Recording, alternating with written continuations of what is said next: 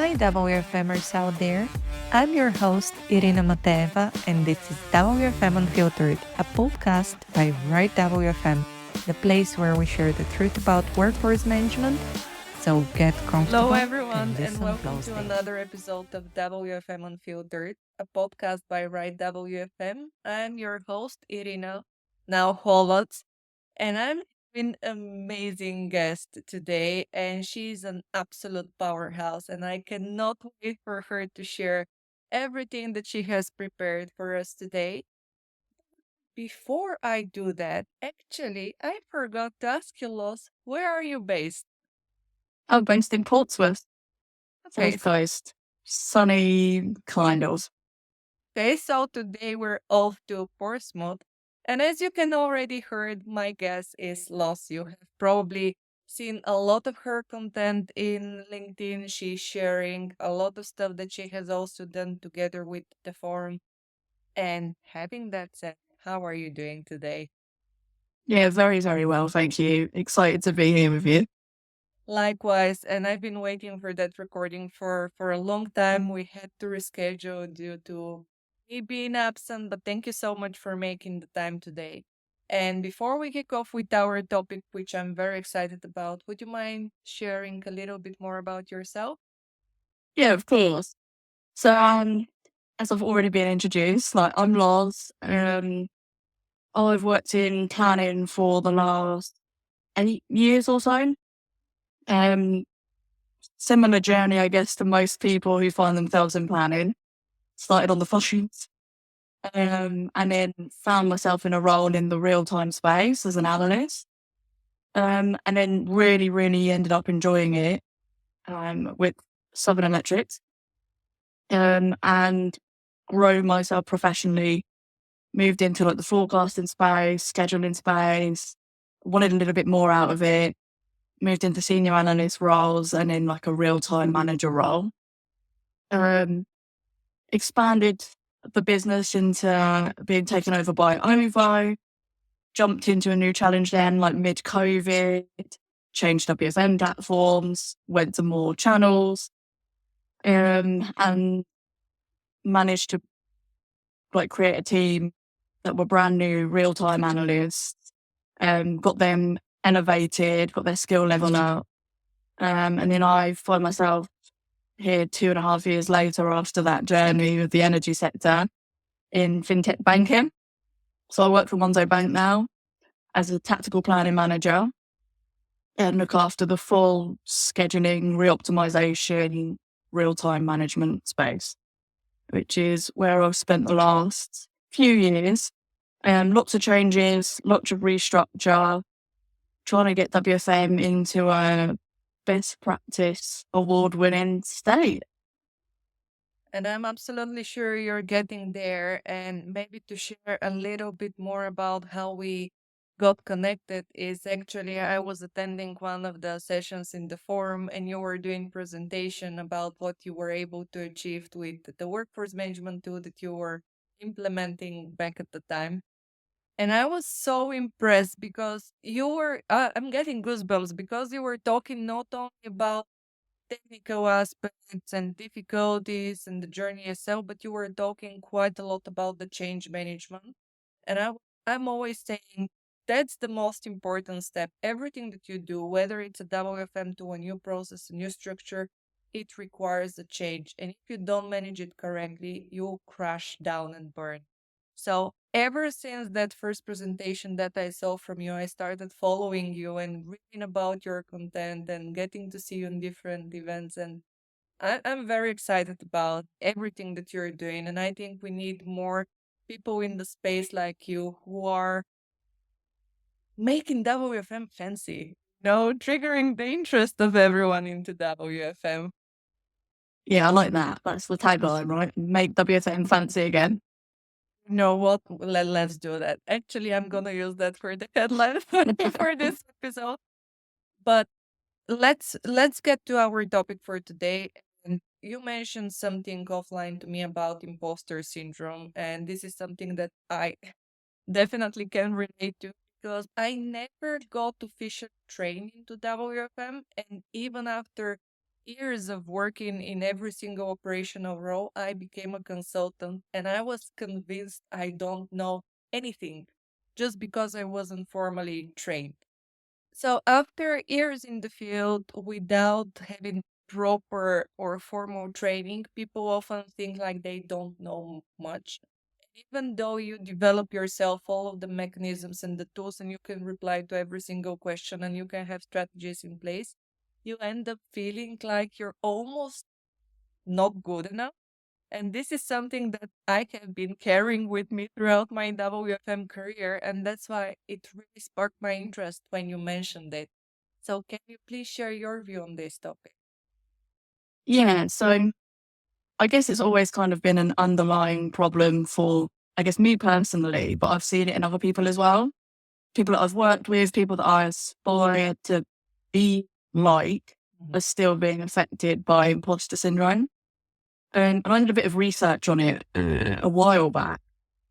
And there are at least 70% of all people feel some kind of imposter syndrome within their career. And like more astonishingly, 75% of females in leadership and senior leadership also like see imposter syndrome as part of their day to day. And I think it's just about like reflecting on your journey. So for me personally, I'm 8 years in, I'm only 26 years old. I'm a full-time single parent who doesn't, I guess, look the normal way that you would expect in a banking or large-scale energy industry. So I always felt like it was a bit of an uphill battle just to prove myself generally anyway. I joined the real-time space when I was about 20 years old, 19, 20. And for me, I was in a team of people who were 10 years experience plus in planning. So that straight off the bat, my experience in planning was I have no experience. I've been working in a call center for a year. Before then, I was a chef. So who am I to come in and challenge these people that have been doing everything for 10 years? So it felt like already I'm on the back foot. I'm going to have to prove myself. But only I really thought that. I'd already been given the role, the opportunity. I proved myself in my ability. Someone took a chance on me to put me into that real-time analyst role. And there's only me doubting myself. There's no evidence that someone has used my age or my technical ability or the way that I look is part of that. But that's how you kind of feel going into it. And as much as I'm self-aware of it, and I think people are generally very self-aware of it, you still kind of bring it with you along your career journey anyway. So I'm here now, 8 years later. I've won an award for Planning Manager of the Year. And, I've had various different promotions and roles. And again, like we say, like I'm trying to make WFM fancy again and be someone who voices that in the space.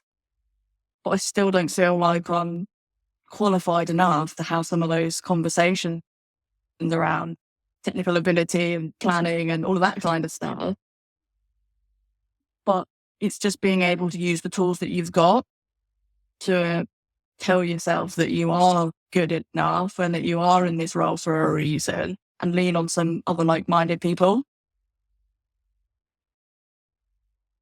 Where do I start with that? Because I have so many thoughts, and honestly, everything that you're saying touches me very deeply because I can relate to your experience so much. And I've been thinking about my own journey. I also became a manager when I was 25, and everyone else in the organization on a management role was much older than me. So naturally, I felt like, what am I doing here? Who made that mistake to promote me? And I started second guessing and questioning every single thing that I do or say then years later, when I became a consultant and I did by myself a very, very big project for a global organization, and I rolled out all of the countries with their new WFM tool, I still felt like I'm not good enough. And I still look at people who don't even have my achievements, but for me, they were better in what they're doing purely because of age, of years spent in the industry, or so more. And I was thinking, you know what? I don't even know how that starts and whether this is something that we can say, as you mentioned in your research, also impact some genders more than others, that we maybe lack that natural confidence that some people have. But I've also noticed that um, usually people are very open-minded. People can see how much you can do, but you're always feeling like probably they think I'm full of. Probably they think that I have absolutely no idea. They're closing the laptop, they're discussing how much I suck at what I'm saying, and that's not the truth, no. But it always plays in your head, and it's so weird to see how that impacts so many people. And exactly like you, I've spoken to colleagues that absolutely admire. And when they speak with such confidence that I'm like, I want to be like you. You're never stressed. And they're like, I'm terrified. I'm always stressed before my presentations. But we experience it in a completely different way when it's about us than when it's about other people. Yeah. And you touched on about it being like gender specific sometimes as well. And I did a bit of research into that generally anyway. And you're right in saying that like women are generally more predispositioned to naturally think that way about themselves anyway. And again, when you look at media and like the world that we've kind of grown up in, there is a lot of it all over social media, all over the news, gender pay gaps, diversity and inclusion reports. And you've already got that predisposition of being on the back foot from day one anyway. So it's almost like a natural thing for women to feel that way when they go into a more senior position. Yeah, definitely there is something to it. And it doesn't have to be only gender related. Of course, regardless of the gender, people can feel a certain way.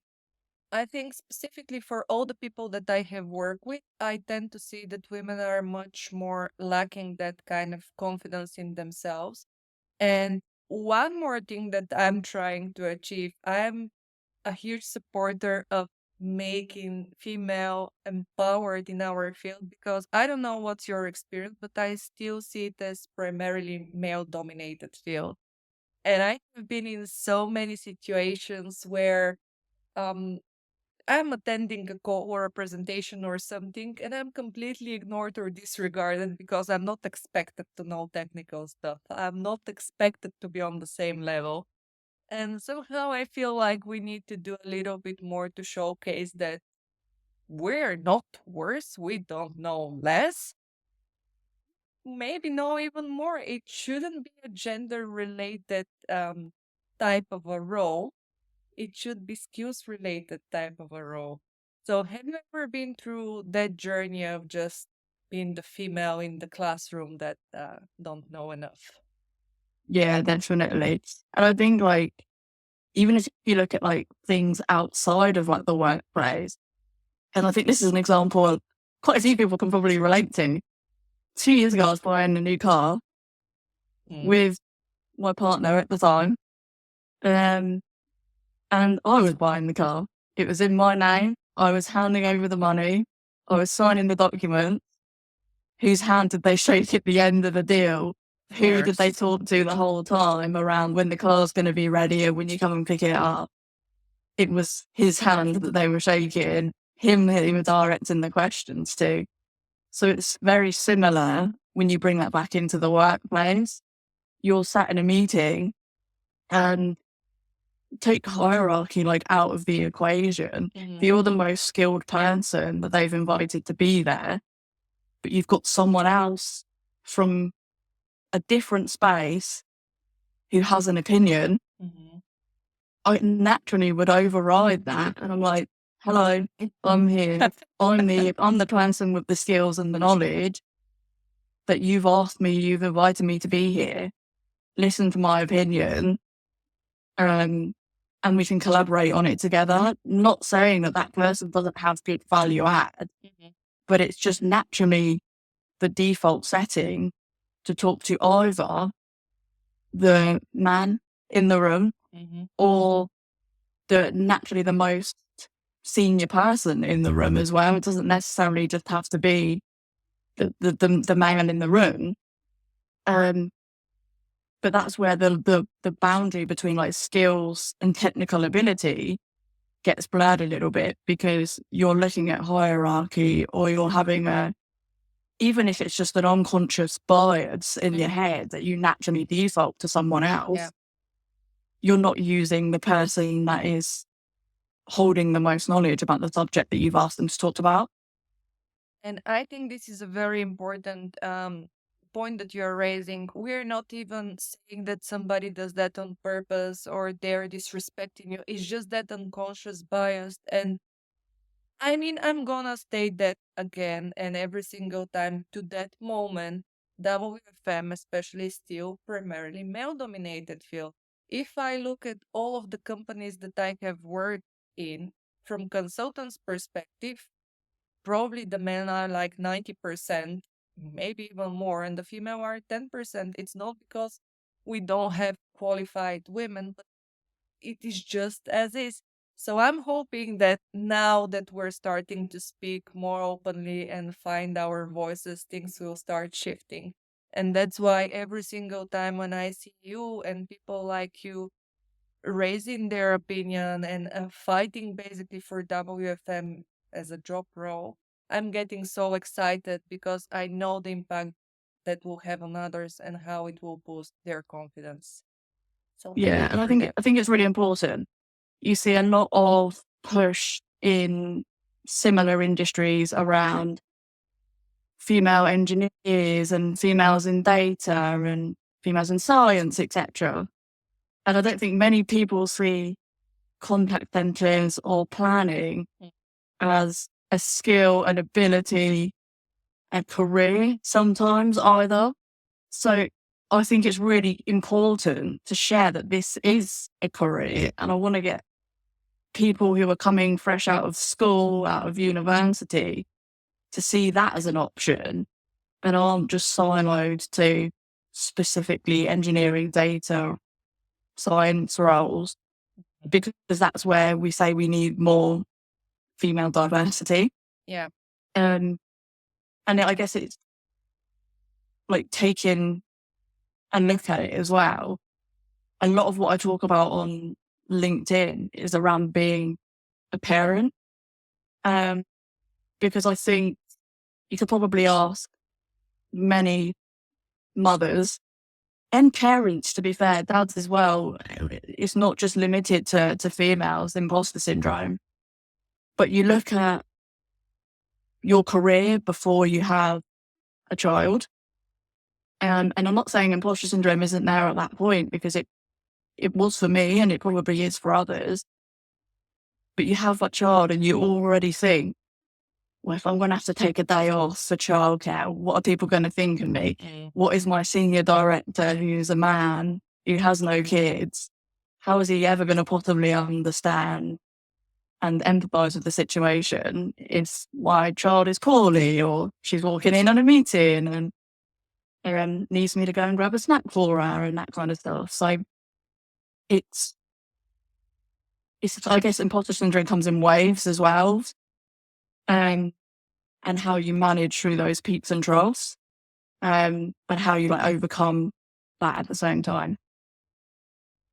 I love that you're mentioning that. And actually, the last probably couple of months, up to 1 year, I started reflecting on my growth journey, personal growth journey, not even work-wise one. And I've always been brought up and thinking you should, especially as a woman, you should put a very strong front. You shouldn't be vulnerable. People will think that you're weak because everyone always assumes that you're emotional because you're a woman. So now speaking about overcoming personal challenges, you're making things worse because you're saying what you have been through. And you know what? I've always been shielding myself speaking about personal experiences, including with my friends. I've always like everything is fine, everything is cool, good. And just the last probably 1 year I started working on, actually I'm blocking so many stuff and I'm not allowing people to relate to me because everyone goes through something. We just don't know about it. And it's just so easier for people to relate when they know what you're going through. But somehow we still associate it with the professional environment. Oh my God, if I say that I have that specific issue at home, they're gonna think I'm weak, that I cannot manage my time, that I'm emotional, that I'm this, I'm that.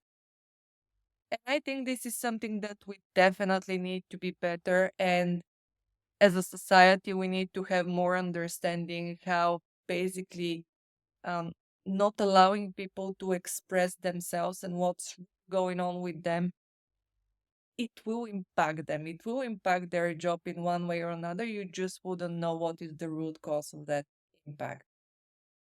So, Yeah. yeah. It's why I talk about it so much, because I think I've realised that as well. You're not going to help anyone if you don't talk about it. And so many people become a parent. Mhm. So why wouldn't you want to share your journey with them to potentially give them even 1% of making their life a little bit easier? So like with the imposter syndrome that came with like having a child, a lot of the feedback that I'd gotten was, you're nailing it, you're a superwoman, and that's all lovely feedback.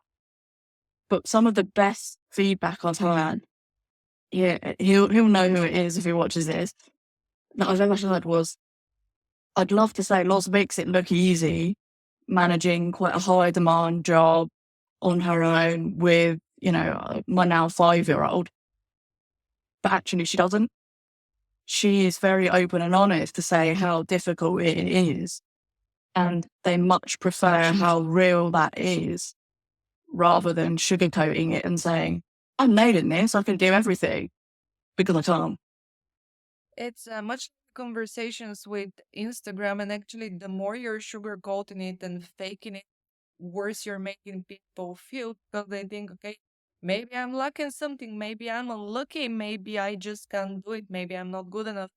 No, everyone struggles. Not everyone is open and honest about it, and that's the important message. And I've been thinking on the back of everything that you have mentioned.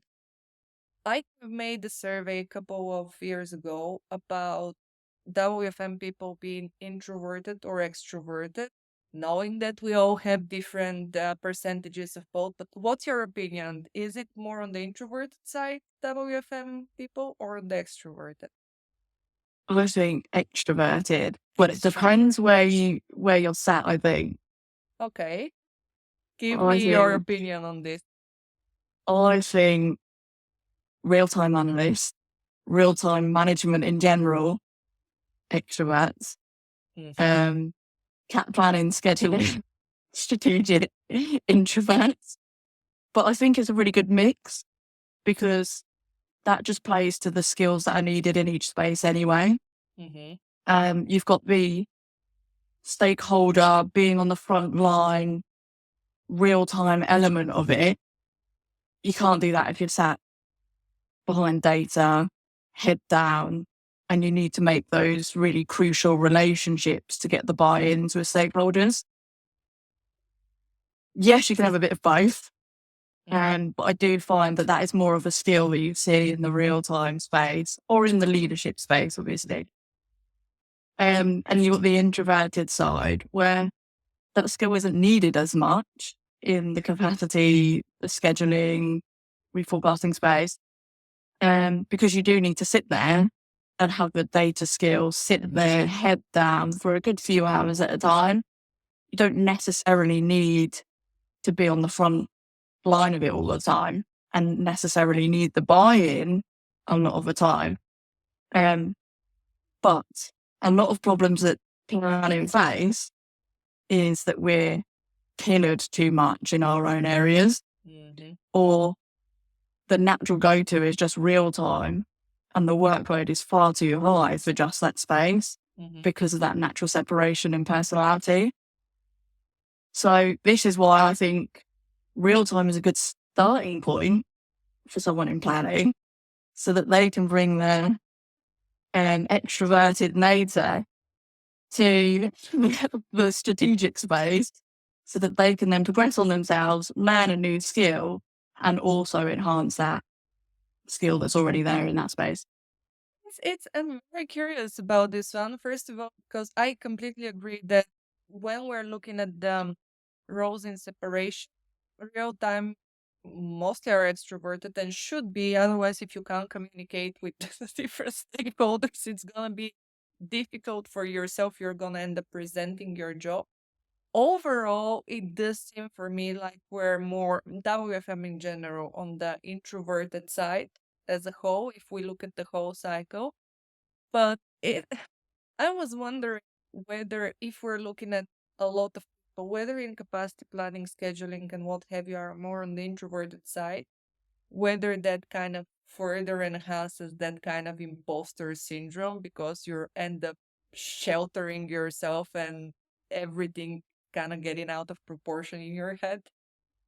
Yeah, but I think it comes with being in the extroverted space as well, because you feel a lot more exposed and vulnerable where you're put in front of other people. So it's easy probably to hide away if you are naturally more of an introvert.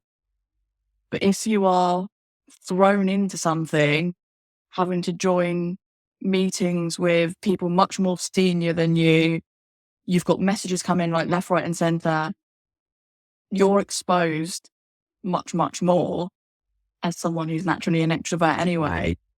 So you're probably feeling a little bit more vulnerable when you're in that position. I haven't thought about that angle. Actually, it's a pretty good one. It's a good food for thought.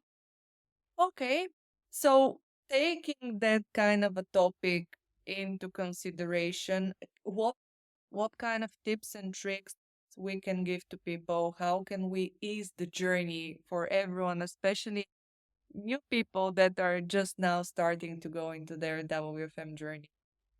Yeah, you're never going to totally eradicate it. I feel like it's always going to be there. I've worked really hard to try and, I guess, convince myself or actually get myself into a more positive like mental attitude with it.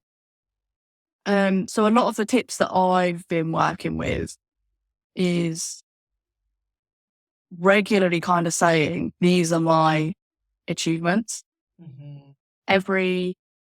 However frequent you want to do it, every month, every week, every 3 months, just sit back and have a reflect and say, okay, it doesn't feel like I've come very far, but actually what have I done in the last week or so? What have I done in the last few years?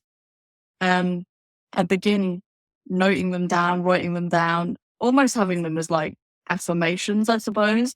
They're there in front of you to say, actually, I absolutely nailed this. I've done this to this and achieved this. I've won this. I've been promoted for this. Or I succeeded in getting another job for this. And then actually, there are more pros than there are things that you've probably failed at. And those things that you failed at as well, is really easy to focus on them. I am definitely one of those people that would go to bed after a bad day and think about it till 3 o'clock in the morning. Yep, same. Whereas people, if someone was to say one thing, one bit of feedback, I'd sit and think about it and I wouldn't think about all the other hundreds of pieces of feedback that have been positive. Mm-hmm. So instead of turning it into a complete spiral and going into complete crisis and overdrive with it, look at that feedback specifically and actually what you've learned from that feedback as well, and how that bettered you and how you then changed that in the next situation that you were in. I think we touched on this before as well. We've spoken previously around looking at your skill set and ironing out your skill set. I started as a chef when I was fresh out of school, 15, 16 years old, and then jumped straight into a call center. What was I doing in a call center after cooking food for 3-4 years? And I was way out of my depth, is what I thought. You might think like taking calls is very easy, but it isn't. It's a really, really difficult job when you're dealing with vulnerable customers, people that are confused, upset, don't understand, and people that have specific needs and abilities as well. It's really tough to be on the phone to the front line. And as a chef, you don't really come anywhere close to customer interaction whatsoever. You're in the back, you're in the kitchen, you sat there cooking food, and you don't really think that much of it. So when I was doing my research into imposter syndrome, I laid out all of my transferable skills and understood how I started my career journey as a chef on the phones, and how I still use probably a good 80% of those skills that I do now. And then obviously I said that there was some anxiety about being a parent, and it knocks you back in confidence. And again, what skills did I actually learn from being a parent as well? So I laid all of those out. And you've got really different set of skills that you can bring to the plate with that. Obviously, I manage quite a large team of people who have many different needs that need being met. Being a parent has taught me patience, lots of it, empathy, and being able to multitask, right? Well, I've worked from home with my daughter Thea for the last 4 years now. She's one of the team. I'm convinced she's going to be in real time within the next couple of years. But she is here, and I have to be a parent and the manager and get my work done at the same time. And none of those can really give in my head. So it's how you balance all of that. And like I said, comes with a lot of patience. She pushes her boundaries. She's 5 years old. You've got to keep your cool in certain situations that frustrate you. So I've learned to channel my frustrations in a much more mature and controlled way than I probably did when I first started in planning, because it is frustrating in planning. It's very frustrating. And you're constantly met with a lot of no's and pushback, no one really listening to you. And that's what it's like as a 5-year-old. So it's just making sure that you iron out all of those bits and pieces and actually see how they relate. As a chef, you have multiple orders and tickets coming through that you've got to get out quickly. Plus your inbound that you're managing as a real-time manager. And, you've got 4 plates of food that you've got to get ready for. It's all on the hob. You've got to make sure they're all timed perfectly, cooked perfectly. And there is the occasional fire, right, that you've got to put out, which I think sums up planning in general, is putting fires out and making sure that we dovetail everything to get the best possible outcome. And then you look at other things like enjoyment, right? I'm someone who has a lot of tattoos. So for me, being able to spend 6 to 8 hours kind of sat in a chair getting stabbed with a needle, like that's a good person to have in a meeting because they can take a lot of pain. Oh, I need to say several things here. First of all, you gave brilliant advice, and I liked so much how you were saying I'm trying to focus on the positive because it's easier to focus on the negative. I can't even begin to tell you how much time I spent like, oh, I got promoted, I got lucky, I got that job, I got lucky. And it was always based on luck in my, and it took me a lot of time to speak to myself, to convince myself, no, it's because of your skill set, because you've done the work, you deserve it. It's because you're lucky. So I'm very happy that you made that point because I'm hoping to resonate with more people.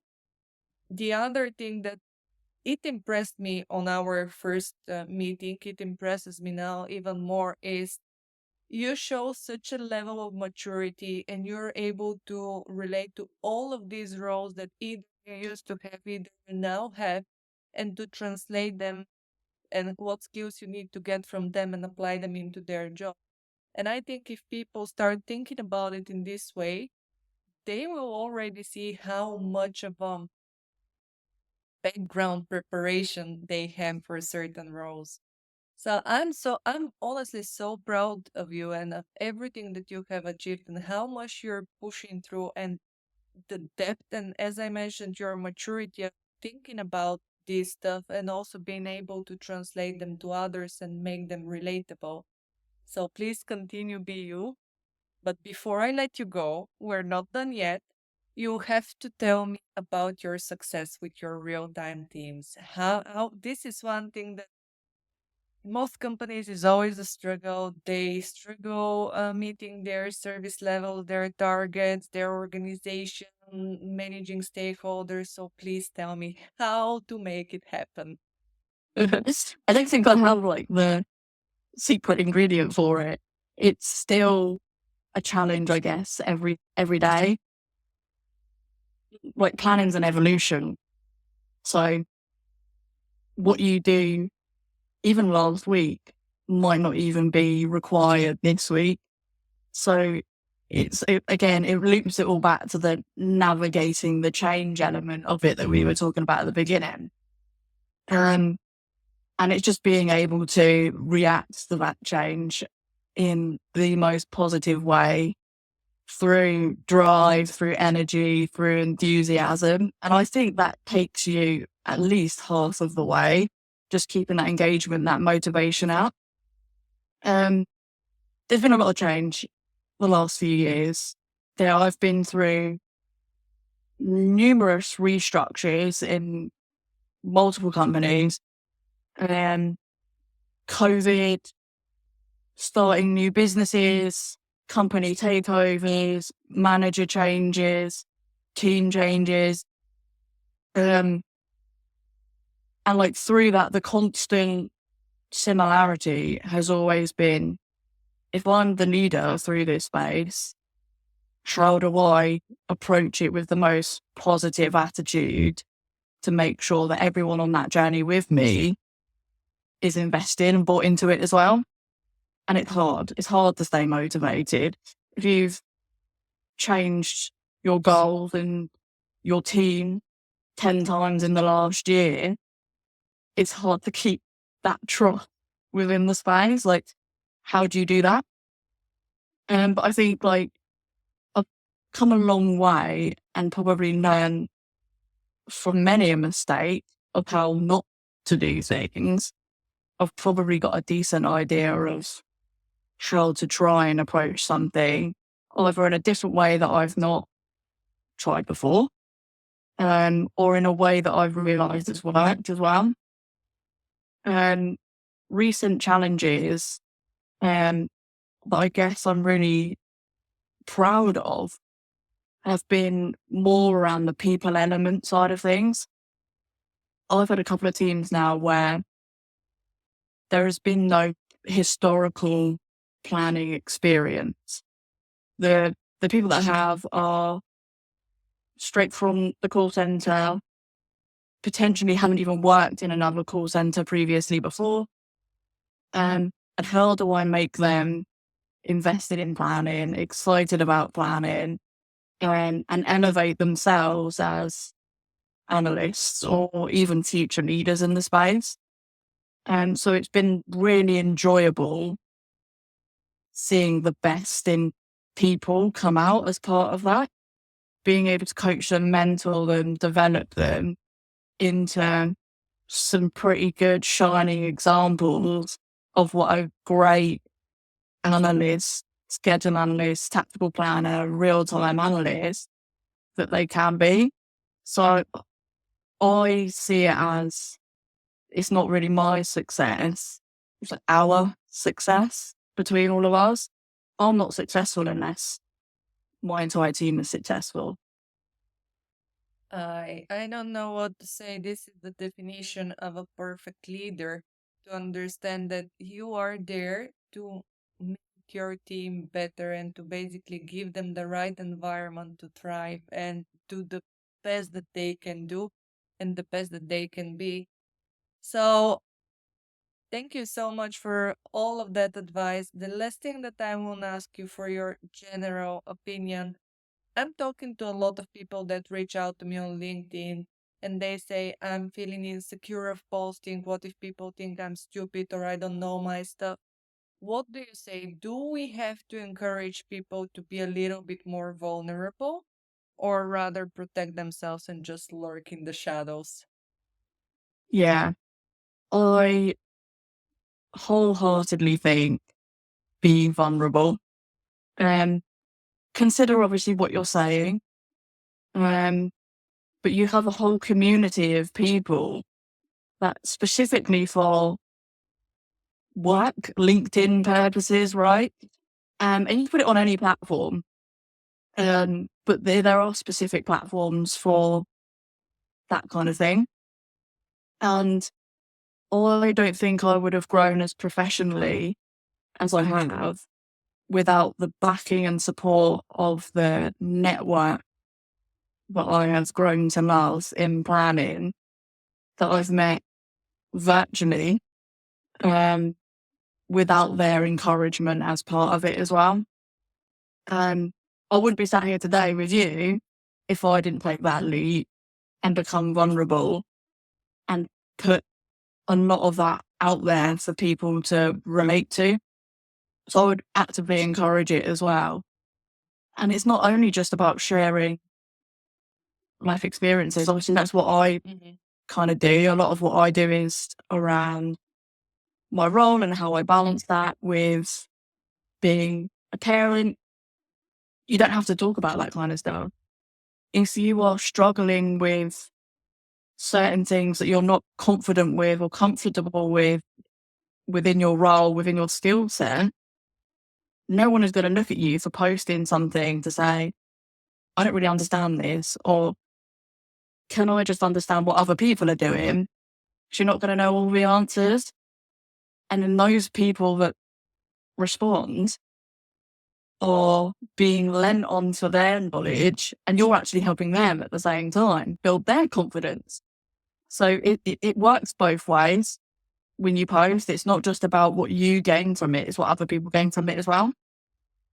And so like actively encourage anyone to just take the lead, be a little bit more vulnerable, because no one cares. No one cares as much as you. Well, we're finishing on a great note, and I'm always saying we just get wrapped in our head and we think, oh my God, the whole LinkedIn community is gonna check and they're gonna spend their entire evening of saying how stupid that one post of yours was. No, nobody cares. And as a wrap, thank you so much for agreeing to be with me. For everyone out there, I'm gonna post Loz LinkedIn in the show notes, so please connect to her, go speak to her, send a meeting invite, send a text message, read her post. I know how much you have already achieved. I think you have just scratched the surface, to be honest. I think great things are ahead of you. And I can't wait to have you back for another conversation. Thank you so much. I thoroughly enjoyed it. Likewise. Thank you. Thank you. Thanks for joining us today. I'm your host, Irina Mateva, founder of WFM, where we believe that every business and its people are unique and deserve the right solution to their challenges. If you need support with workforce management, we're just a message away. Get in touch at irina@rightwfm.com or info@rightwfm.com. If you like the content and would like to support the show, please subscribe to WFM Unfiltered on your favorite podcast platform, leave a review, and follow me on LinkedIn. You can also show some love to our great sponsors. For more information about them, check out the episode notes. This is your place for real WFM, so to suggest guests or topics, get in touch at Irina